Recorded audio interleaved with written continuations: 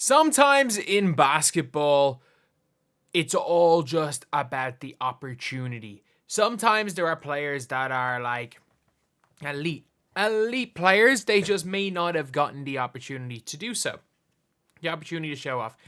And Goga Bitadze, this season, in his limited minutes has been ridiculous. And now in the first game without Paolo and Franz, looking unbelievable. But before we get on to that, we're doing Hoopsmas. We're uploading 10 videos a day between now and Christmas Day. Obviously between the 1st and the 25th of December. 250 in that spell. We're a couple of videos behind, so we do have to catch up over the next few days. But anyway, Goga Bitadze. And obviously we're trying to hit 7,850 subscribers. If we can get to that by the end of the day, that'd be insane. But Goga. This guy right here. On the season, you're looking, he's only averaging like 8 points, 7 rebounds, and 2 assists a game. He's doing it on 67% shooting.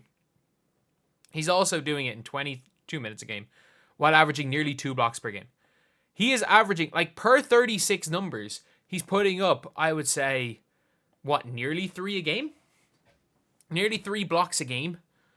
Like, the guts of 3 assists a game. 10 boards.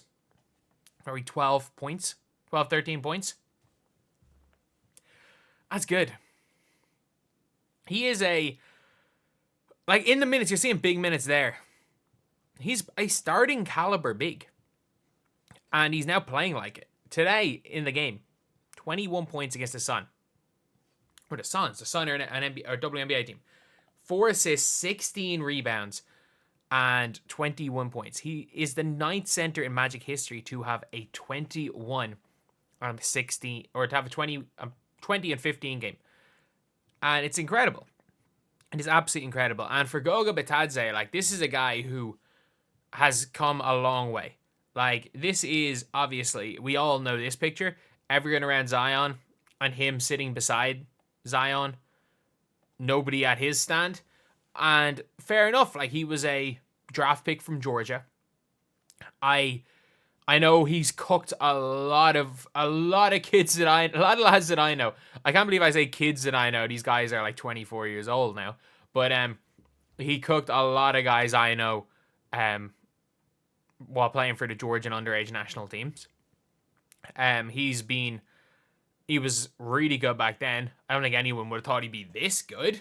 But he's currently with the Georgian men's team. Their best player by a country mile. Georgia aren't even that bad, to be fair. And he's honestly just been such a good backup big. This is interview after the game. Shout out to these guys. I just said it out there. Cole, Caleb, Jet, Green Goblins, they held it down for us, honestly. It's hard. I've been getting minutes all season. Thankfully, and it's easier. Some games you're gonna get more touches, you're gonna score more points, but these guys haven't been getting any minutes. Why are you laughing? No, I'm sorry, bro. Keep talking. Yeah, not him. Okay, Caleb, Jet, and other guys. It's hard, when you don't get consistent minutes. You come in and change the game. They really changed the game. Helped us get the win. And shout out to Jalen Suggs. Shout out to everybody. We've been saying it, next man up mentality. It was really tested today, and I think we delivered. And yeah, they beat the Phoenix Suns without Paolo and Franz. That's impressive. That is genuinely impressive. And Goga Bitadze, honestly, for the season, has looked incredible as a defender. He's looked absolutely incredible. He is one of, if he was a starting center, he'd be borderline all defensive. He's been incredible. And this is somebody that, over the course of their career, has been good as far as international play is concerned. That's where he's really excelled. He's been good for Georgia. And Georgia have not been... I don't think Georgia have been a bad country while he's been there, especially because they're, underage. They're Euro Bs in most of the time, underage. So to see a team like that getting into the World Cup is impressive. But, on his career, he's a 5-point-a-game guy. He is a 5-point-a-game guy. Obviously, in his last 5, he's looking even better. But, this is a guy who played for Indiana for a while, played for Orlando. And his career high before this was 7 points per game for a terrible Indiana Pacers team. This is the only time in his career he's playing over 20 minutes, and he's looking like the best backup big in all of basketball. Like, there are a lot of teams he would start on. There are a lot of teams. Like, he would be 100 times better than any center the Lakers currently have. Like, if the Lakers could somehow find a way to get Goga Bitadze instead of, like, because, like, he's not old, he's 25. If you can find a way to get Goga Bitadze instead of, like, a Valanciunas, instead of a Vucevic, he's probably a better fit for them. And, yeah, it is mad seeing him step up. And he does just show that, like, look, with the NBA, these players are so good. Like, these players are all so, so good. And a lot of people talk about, oh, the next man up mentality. It's like these teams going next man up, but it's like, these are all the best of the best. And that's why it's so annoying, people being like, oh, you know, you can play Bronny James, X, Y, and Z player should be in the NBA. If you should be in the NBA and you are under the age of 25, you're going to be in the NBA. If you want to be in the NBA. Like, there are plenty of people that choose to be overseas, or they're a little bit too old.